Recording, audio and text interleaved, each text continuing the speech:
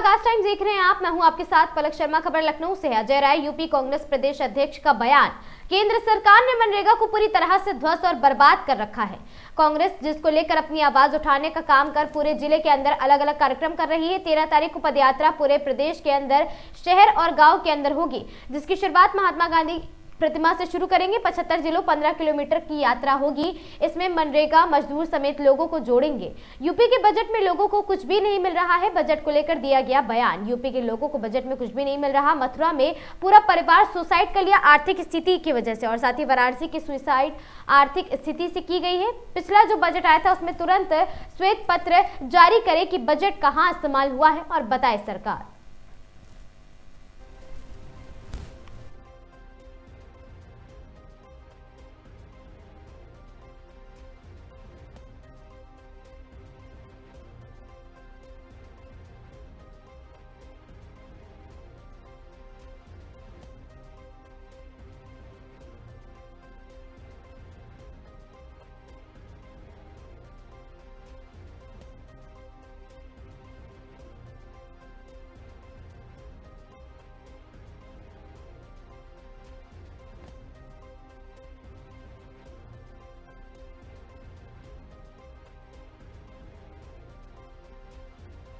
उत्तर प्रदेश में जिस तरीके से बजट को लेकर चल रहा था, विधानसभा की सत्र चल रही थी, 9 लाख का बजट पेश करना था। मुख्यमंत्री योगी आदित्यनाथ ने तमाम जो खन्ना ने जो है बजट जो है अब 12 का कर दिया गया, लेकिन विपक्ष ये बजट को मान रहे हो। ये दूसरी ओर विपक्ष जो है सरकार के ऊपर घेरने का काम कर रही है कि आपको बताते चले, आज उत्तर प्रदेश कांग्रेस के प्रदेश अध्यक्ष अजय राय ने एक महत्वपूर्ण जो है प्रेस कॉन्फ्रेंस की, जो सरकार ने बजट पेश किया है वो बजट पहले का बजट जो है वो पेश करे, उसके बाद हम ये बजट मानेंगे। और दूसरी तरफ आपको ये भी बताते चले, कांग्रेस के अजय राय ने जो है विपक्ष पे हमला करते हुए कहा कि ये किसानों के हित में और जो है गरीबों के हित में ये बजट नहीं है। ये बजट सिर्फ जो है स्वयं का बजट हैगा।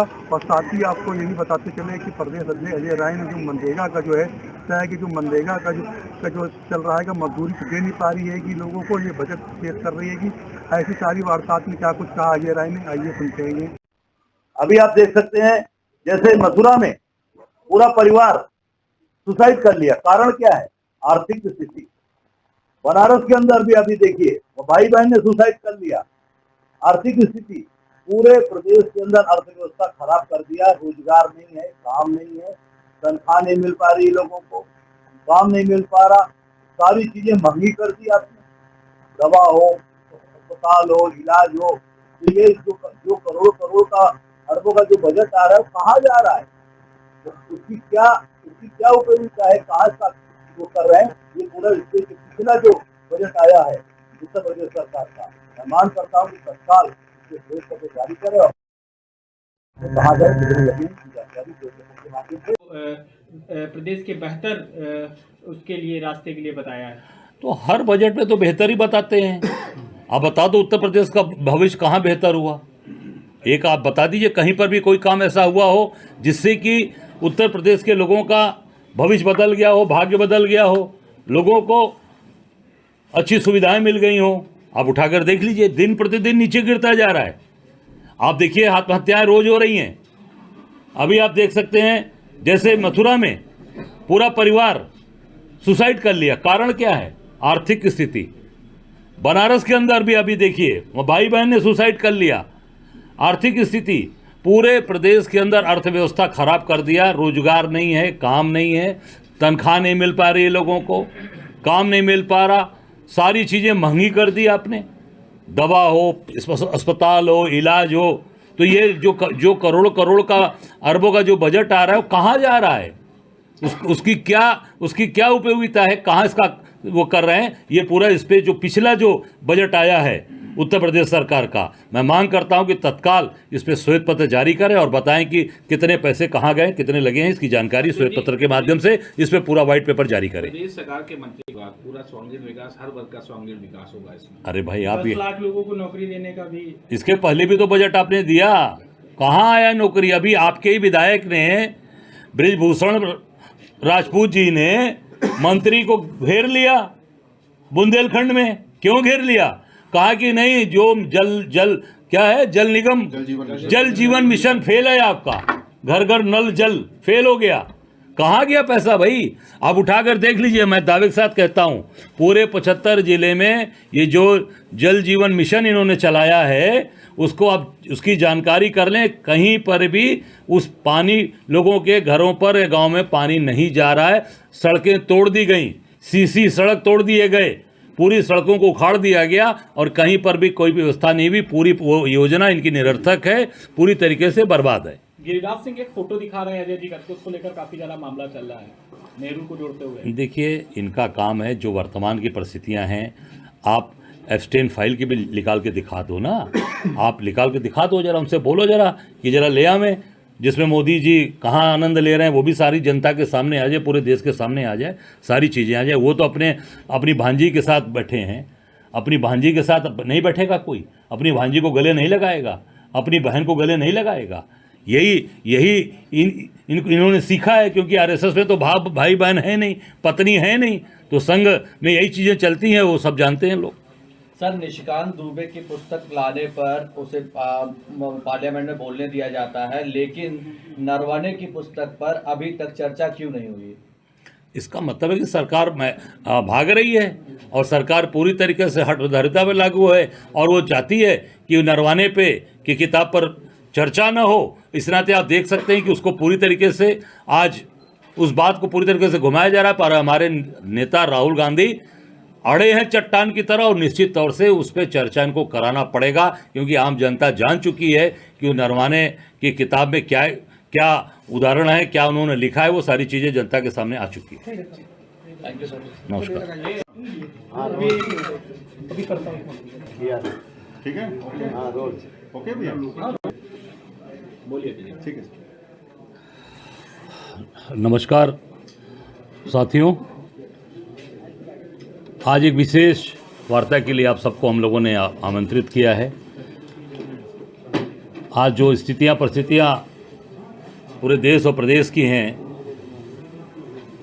उससे आपको हम सब लोग यहाँ अवगत कराएंगे। जैसा आप जान रहे हैं कि ये केंद्र सरकार मनरेगा को पूरी तरीके से ध्वस्त कर रही है, बर्बाद कर रही है। उसके लिए हमारे राष्ट्रीय नेतृत्व ने जो कार्यक्रम तय किया है, उसके तहत ये 45 दिन का कार्यक्रम हमारा अनाउंस है।